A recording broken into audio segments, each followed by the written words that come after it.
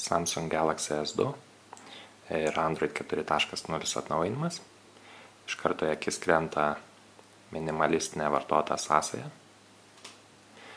Paspaudę ekrano atrakinimo mygtuką galime atrakinti telefoną arba greitai įjungti kamerą. Taigi visa operacinė tapo žymiai paprastesnė. Pašalintos visos nereikalingos funkcijos. Telefonų tapo naudoti žymiai paprasčiau ir lengviau. Žymiai geriau išnaudojamas touchscreen ekrano galimybės. Žymiai paprasčiau naudotis multitaskingu. Turime visų atidarytų programų sąrašą. Brūkštelime ir galime uždaryti norimas programas.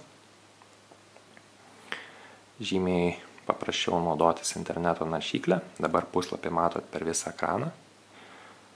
Ir brūkštelite iš jo šono. Galite naršyti per keletą tabų.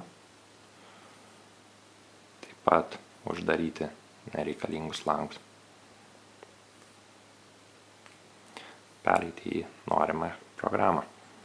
Ir nauji gestai veikia visoje operacinėje, ne tik programų tvarkyklė ar naršyklė. Taigi turime naują pranešimą ar žinutę, brūkštelime ir galime jį ištrinti. Lygiai taip pat ištrinti elektroninį laišką, žinutę ar bet kokį kitą programos pranešimą.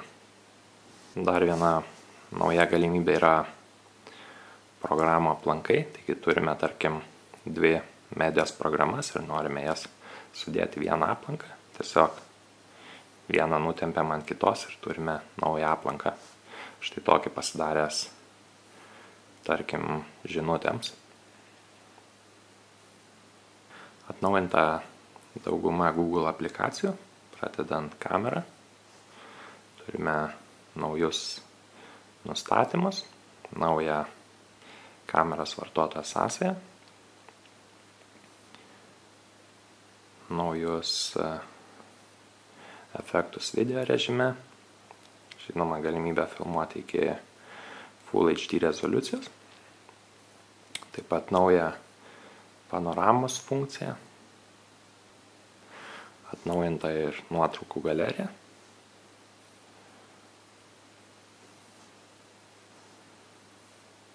Viskas veikia žymiai sparčiau, pasiekti norimą nuotrauką galima žymiai greičiau ir patogiau.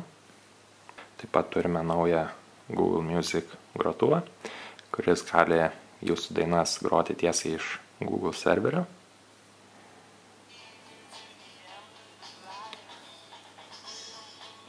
Žinoma, grotuvo valdymas.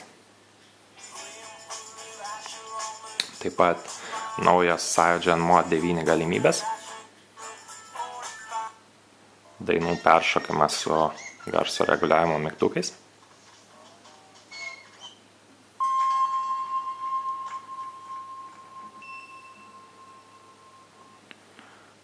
Taip pat skambučių baigimas su power mygtuku.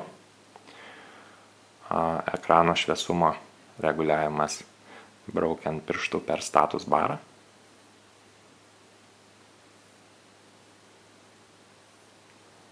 Arba greitosios status baros nuorodos, pavyzdžiui, žibintuvėlio. Žinoma, galite į status bar prisidėti, kokių tik norite funkcijų mygtukus. Tada naujos funkcijos, pavyzdžiui, galimybė peržiūrėti, kokios programos ir kiek sunaudoja interneto srauto ir netgi užblokuoti programas ar įvesti tiesiog mobilaus srauto suvartojimo nustatymus.